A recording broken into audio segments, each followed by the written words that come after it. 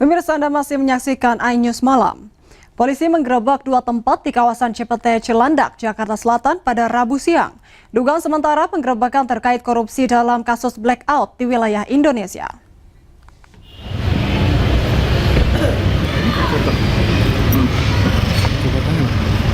Pak Kakor, ini ada pertemuan apa sih Pak? Ratusan personel Polri dari Satuan Brimob berjaga di dua tempat di Jalan Cipete Raya, Jakarta Selatan. Polisi menggerebek dua tempat, yaitu restoran dan jasa penukaran uang atau money changer. Penggeledahan ini terkait penyidikan dugaan tindak pidana pencucian uang yang berhubungan dengan 3 perkara korupsi, yaitu pengadaan batu bara PLN, PT Asabri, dan Krakatau Steel.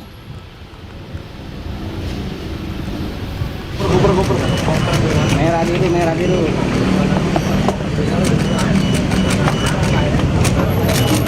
Hingga Rabu malam, polisi masih melakukan penggeledahan dan mengamankan dokumen-dokumen pendukung yang ada di lokasi untuk dilakukan proses penyidikan.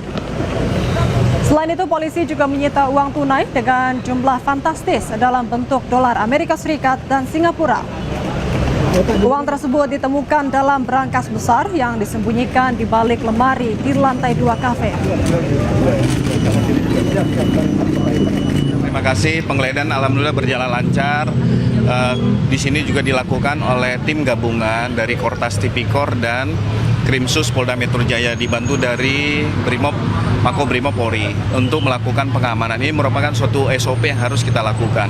Dalam proses penggeledahan sampai dengan pukul 18.46 WIB ini ditemukan beberapa dokumen, ini khususnya di 2 titik ya, di wilayah Jakarta Cipete, yaitu di salah satu kafe di lantai 2 ditemukan beberapa dokumen dan uang dalam jumlah yang sangat besar, fantastis, dalam bentuk kurs US dollar dan Singapura dolar. Nah, ini masih lagi tahap proses penghitungan. Nanti setelah proses penghitungan, termasuk kami akan menginventarisir di beberapa titik tadi, kami akan sampaikan kepada teman-teman media. Pemirsa, dan untuk mengetahui perkembangan dugaan korupsi batubara, kami sudah terhubung dengan rekan Kea Dela Rosa di Jalan Radio 1 Jakarta Selatan. Selamat malam, Kea. Bisa diceritakan bagaimana perkembangan penggeledahan kafe di Jakarta Selatan hari ini?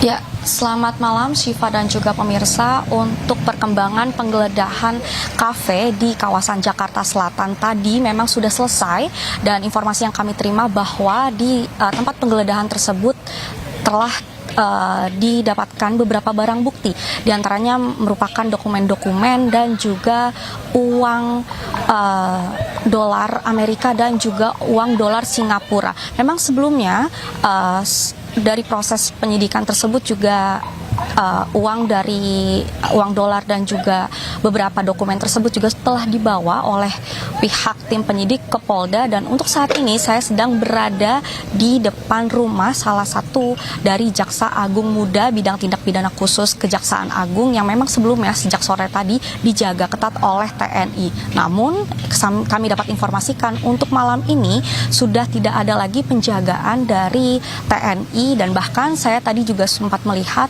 bahwa beberapa TNI sudah keluar dari rumah kediaman Febri Adriansyah, salah satu Jampitsus Kejaksaan Agung yang memang sebelumnya rumahnya telah dijaga ketat oleh pihak dari TNI.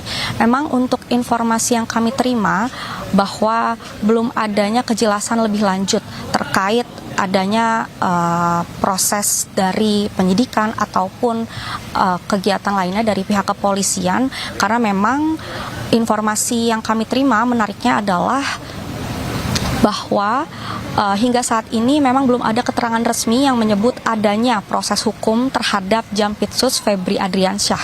Bahkan Kejaksaan Agung justru membantah adanya upaya penggeledahan di kediamannya dan menyatakan pengamanan personel TNI merupakan prosedur yang telah berlaku dalam rangka perlindungan terhadap jaksa yang menangani perkara-perkara besar. Namun memang untuk saat ini di kediaman dari Jampitsus Kejaksaan Agung memang tidak terlihat adanya kegiatan yang signifikan. Namun kami dan beberapa awak media masih terus memantau adanya pergerakan. Nantinya jika memang ada akan kami sampaikan ke Syifa dan juga pemirsa. Sementara itu Syifa kembali ke studio.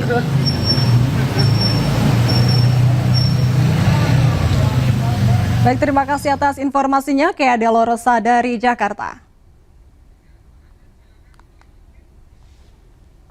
Ya pemirsa, Korps Pemberantasan Tindak Pidana Korupsi Polri hari ini menggeledah sebuah kafe yang diduga kuat berhubungan dengan korupsi batubara. Dan untuk membahasnya lebih dalam, kita sudah terhubung dengan mantan penyidik KPK Yudi Purnomo Harahap.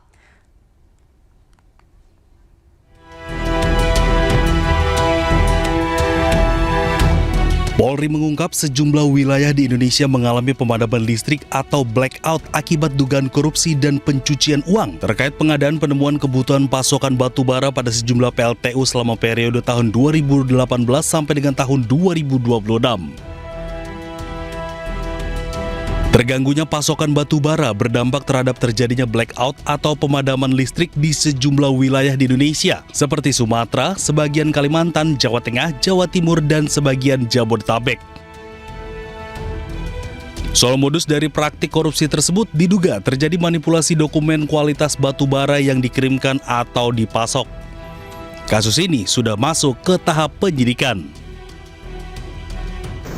Setidak-tidaknya penyidik menemukan adanya dugaan penyimpangan dalam proses pengadaan dan pemenuhan pasokan batu bara di PLTU oleh beberapa perusahaan yang terlibat, PT OBP dan PT BRA. Secara teknis nanti akan disampaikan oleh Direktur Penyidikan.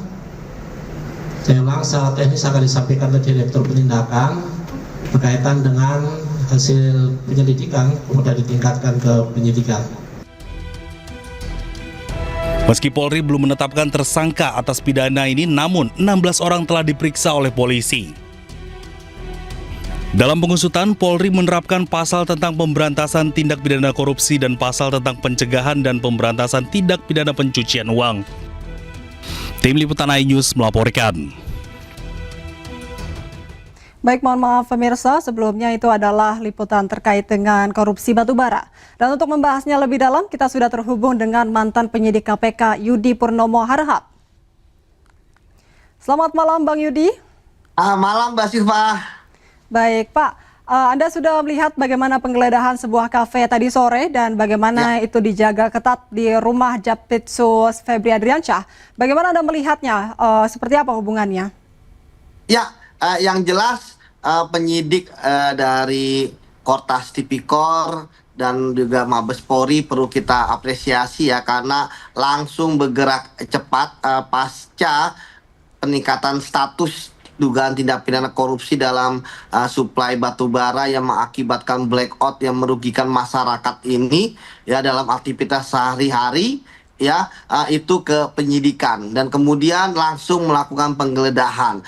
Sebagaimana pengalaman saya kan, penggeledahan itu adalah tindakan dari penyidik yang untuk mencari barang bukti yang ada kaitannya dengan perkara korupsi di suatu tempat. Ya, dalam hal ini kita tahu ada kafe dan money changer. Disinilah kita melihat bagaimana polisi berhasil membuktikan bahwa dugaan tindak pidana korupsi mereka begitu kuat dengan ditemukannya uang ya sekitar 60-an miliar dalam bentuk mata uang asing ya, dolar Amerika dan juga dolar Singapura, yang kita tahu bahwa sebelumnya kan juga terapkan pencucian uang ya dengan teknik follow the money dan upaya pencucian uang layering, artinya berubahnya mata uang dari rupiah menjadi dolar. Ini adalah bentuk adanya pencucian uang itu sangat benar terjadi, apalagi ada money changer. Dalam pengalaman saya, money changer itu merupakan sarana ya yang digunakan untuk para pelaku tindak pidana korupsi ya,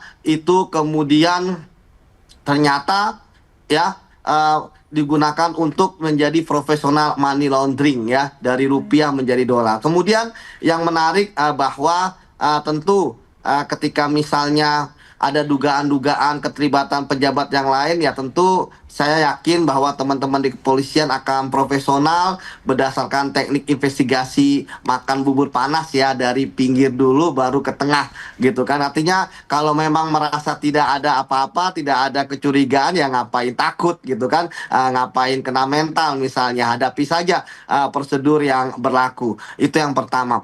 Kemudian yang kedua, bahwa tentu dari hasil-hasil yang didapatkan ini akan dianalisis oleh penyidik ya. Sebelumnya kan juga sudah ada saksi yang minta keterangan, dokumen, apalagi ada barang bukti elektronik. Saya pikir kita tinggal bersabar saja, dalam waktu tidak lama lagi saya yakin ya, apalagi uangnya sudah ada. Dalam tindak pidana korupsi ketika ditemukan uang ya, artinya bukti-buktinya sudah jelas dan kita tunggu siapa yang akan ditetapkan sebagai tersangka. Begitu Mbak Silvi.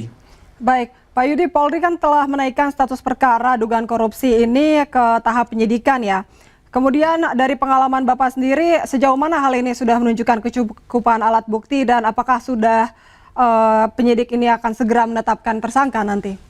Ya, seperti yang saya sampaikan ya, bahwa prosesnya kan sudah dilakukan dan saya pikir semua prosedur ya pasti dilakukan dengan profesional, cermat dan hati-hati ya, karena tentu seperti yang selalu saya sampaikan di berbagai macam media, melihat kasus korupsinya itu sudah berlangsung lama. Ini kan kita ngomongin yang batubara dulu ya, kita belum ngomongin yang PLN, kita belum ngomongin yang Krakatau Steel ya.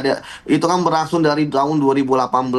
Bagaimana sistem berani diobrak-abrik, bagaimana pengawasan yang ternyata sangat lemah. Bagaimana batu bara yang kalorinya tidak memenuhi syarat secara kuantitas maupun kualitas tetap dipaksakan. Bagaimana pembayarannya yang membayar full tapi tidak sesuai dengan spek tetap dibayarkan. Artinya tentu ada orang kuat di sini yang berpengaruh, yang ditakuti gitu ya, sehingga berlangsung dengan lama. Kemudian juga dari kerugian keuangan negara yang kita lihat 5 triliun. 5 triliun ini kan bukanlah angka yang imajiner ya, tetapi ini adalah uang semua karena ini dihitung dari sangat mudah menghitungnya dari kualitas barang yang tidak sesuai dengan spek, kuantitasnya yang kurang ya, dan kemudian yang dihitung berdasarkan juga pembayaran yang ternyata tidak sesuai. Dan ini kita baru bicara mengenai real cost ya, kerugian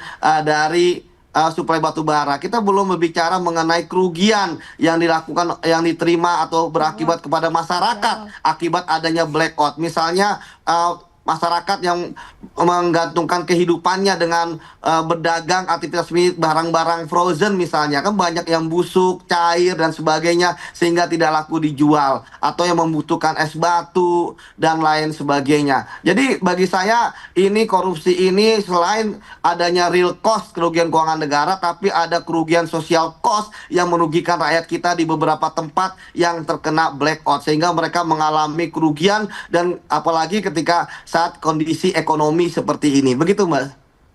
Baik, Pak Yudi. Semoga kasus ini akan segera bertemu dengan titik terangnya lebih lanjut lagi, Pak. Terima kasih banyak atas waktunya pada malam hari ini. Semoga sehat selalu, Pak Yudi.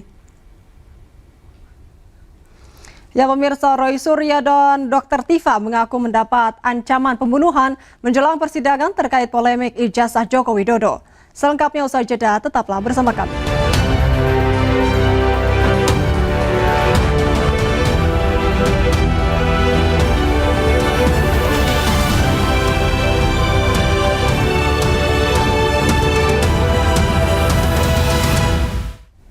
Pemirsa, Anda kembali menyaksikan iNews Malam. Roy Suryo dan Dr. Tifa mengaku mendapat ancaman pembunuhan menjelang persidangan terkait polemik ijazah Jokowi. Roy dan Tifa juga mengaku mendapat berbagai bentuk intimidasi. Orang saya bilang borgolai, saya semua polisi saya bilang memang benar. Kalian mau bunuh Roy Suryo sama Dr. Tifa, saya bilang semua lain kok.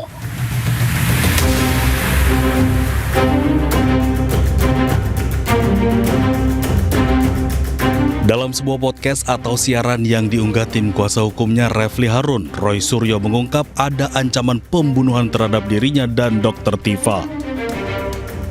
Ancaman pembunuhan diungkap Roy Suryo terjadi di luar rumah sakit usai dirinya menjalani pemeriksaan kesehatan pasca penangkapan. Menurut Roy dan Tifa, ancaman yang muncul tidak membuat mereka gentar karena seluruh aktivitas terdokumentasi melalui siaran langsung. Roy dan Tifa juga menilai ancaman dan intimidasi menunjukkan ada pihak-pihak yang khawatir menghadapi proses pembuktian di pengadilan. Akan sidang itu, sidang kita kalau kami kan siap, bismillah, kita siap, udah persiapkan segala macam, ilmu hukumnya kita siap dengan lawyer kita, kemudian kita juga sudah rapat, kita sudah simulasi, jadi kita siap. Yang nggak siap itu bikin kayak gini nih, bikin teror, bikin intimidasi, segala macam cara mereka lakukan, yang mereka katakan itu padahal kita bukan aib, itu kan sesuatu yang biasa aja. Itu kan terjadi, itu biasa. Setiap orang punya kan. Ada tuh yang teriak-teriak di luar rumah sakit. Berani banget. Emang berani saya karena benar. Katanya mereka juga berani ngapa-ngapain. Ngapain orang saya bilang borgolai saya, semua polisi saya bilang memang benar. Kalian mau bunuh Rosul sama Dr. Tifa saya bilang. Semua live kok. Iya. Enggak bisa. Karena kami live sudah satunya live. Jadi ini udah tahu mau dipaksakan ini. Itu aja. Dr. Tifa akan menjalani sidang kedua yang beragendakan pembacaan keberatan atau eksepsi pada Kamis 9 Juli. Sementara Roy Suryo akan menjalani sidang pra-peradilan keduanya terkait status tersangka pada Jumat 10 Juli. Pada pra-peradilan pertama terkait penangkapan, penggeledahan, dan penahanan, Majelis Hakim memenangkan Roy Suryo. Dari Jakarta, Tim Liputan iNews melaporkan. Presiden ke-7 RI Joko Widodo merespon putusan pra-peradilan yang dimenangkan Roy Suryo. Sementara terkait sidang pokok perkara, Jokowi menegaskan bahwa dirinya siap menghadiri persidangan jika diminta, serta akan menunjukkan ijazahnya.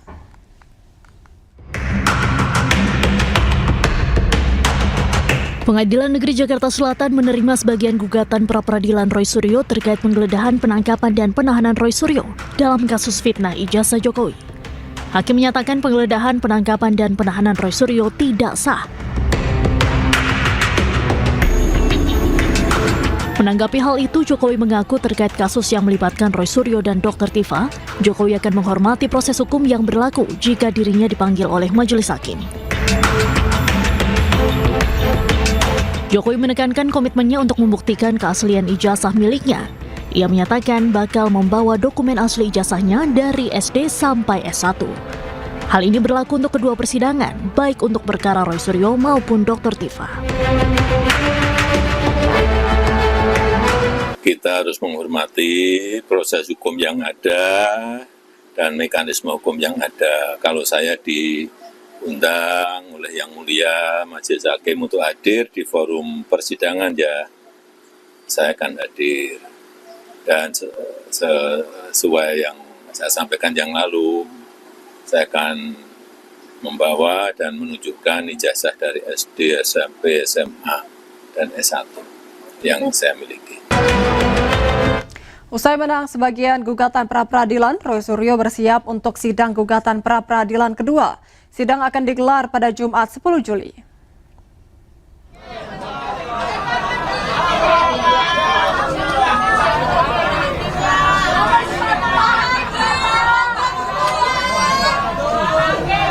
Roy Suryo kini juga mengincar pembatalan status tersangkanya di pra-peradilan kedua. Pra-peradilan terbaru ini akan menjadi upaya hukum yang ditempuh terkait sah atau tidaknya penetapan tersangka. Penetapan tersangka menggunakan pasal 32 Undang-Undang ITE yang dinilai Roy dan tim kuasa hukum tidak sesuai. Selain gugatan pra-peradilan kedua, Roy Suryo juga telah mengajukan gugatan perbuatan melawan hukum ke Pengadilan Negeri Jakarta Utara.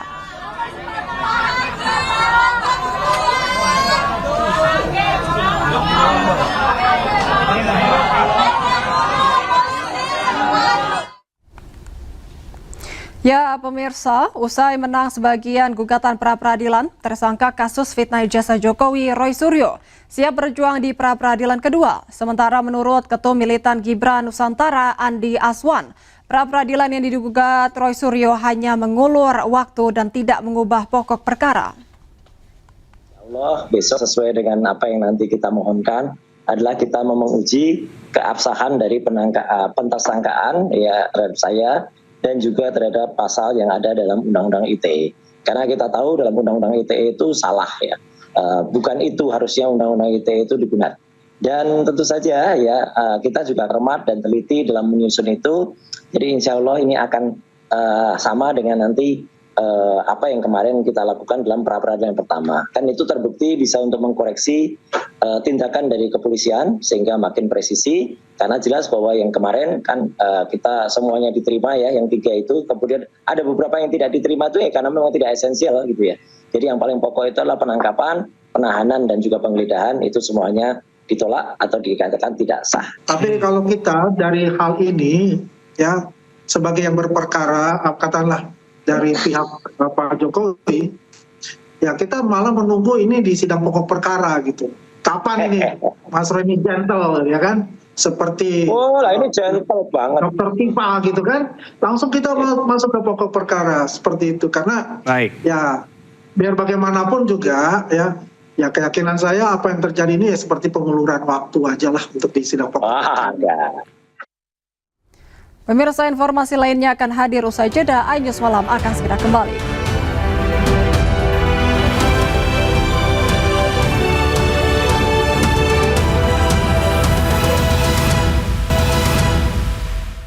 Terima kasih Anda masih menyaksikan iNews Malam.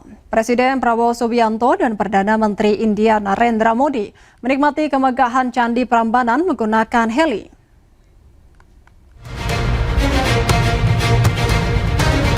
Iring-iringan 4 helikopter termasuk heli utama kepresidenan lepas landas dari Bandara Internasional Yogyakarta. Rombongan udara ini sempat mengitari kompleks Candi Prambanan sebanyak 2 kali guna melihat landscape cagar budaya abad ke-9 sebelum akhirnya mendarat di pangkalan TNI Angkatan Udara Lanut Sucipto. Dari Lanut, Presiden Prabowo dan PM Modi melanjutkan perjalanan melalui jalur darat.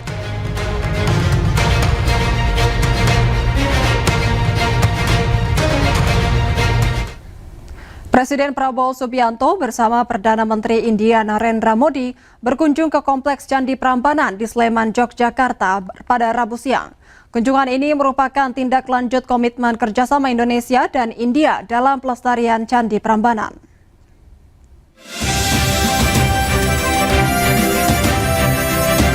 Presiden Prabowo Subianto bersama Perdana Menteri India Narendra Modi tiba di Kompleks Candi Prambanan Sleman, Daerah Istimewa Yogyakarta, Rabu siang. Setibanya di lokasi, Prabowo dan Modi disambut pertunjukan seni tradisional Ramasinta yang menampilkan 4 orang penari anak dengan tari klasik gaya Yogyakarta. Kedatangan Prabowo dan Modi ke Prambanan kali ini untuk meresmikan konservasi dan restorasi kawasan Candi Prambanan sebagai bentuk tindak lanjut dari komitmen kerjasama Indonesia dan India. Agenda pun dilanjutkan dengan peninjauan panel proyek konservasi dan restorasi, kemudian prosesi peresmian melalui pembukaan selubung plakat di area konkurs Candi Prambanan. Fokus kerjasama diarahkan pada revitalisasi ratusan candi perwara yang mengelilingi 3 candi utama di Kompleks Prambanan yang berstatus sebagai situs warisan dunia UNESCO sejak 1991. Hari ini saya berkesempatan mendampingi Yang Mulia Perdana Menteri Republik India, Bapak Narendra Modi, mengunjungi Candi Prambanan, salah satu mahakarya peradaban dunia sekaligus warisan budaya yang menjadi kebanggaan tidak hanya bangsa Indonesia tapi juga kebanggaan dunia. Kunjungan ini memiliki makna yang sangat istimewa. Candi Prambanan bukan hanya simbol kejayaan sejarah dan kebudayaan Indonesia, tapi juga menjadi pengingat akan kuatnya hubungan peradaban yang telah terjalin antara Indonesia dan India selama lebih dari 1000 tahun. Pemirsa, viral di media sosial, sebuah akun TikTok memperlihatkan video dan foto kemesraan pasangan sesama jenis antar pria. Diduga salah seorang pria di dalam video tersebut merupakan oknum ASN di Pemkab Pandeglang, Banten.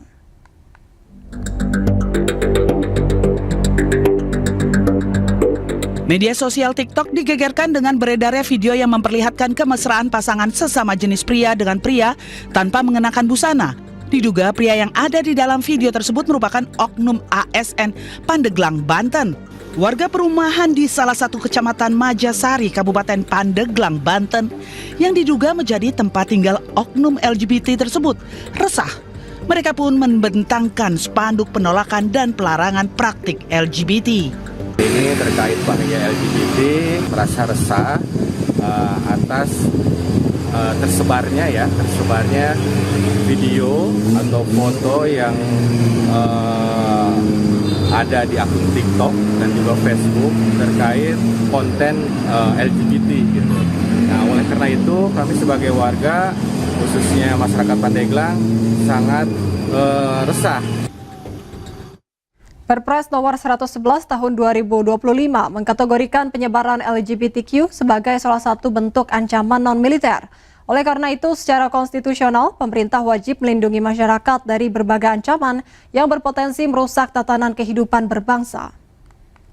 Keputusan Presiden itu harus kita hormati, dan ini menjadi komitmen kita bersama untuk mempertahankan keutuhan nasional kita dan menangkal setiap ancaman terhadap bangsa kita dan keyakinan kita sebagai suatu bangsa yang religius yang berdasarkan Pancasila, di mana sila pertama adalah ketuhanan yang Maha Esa,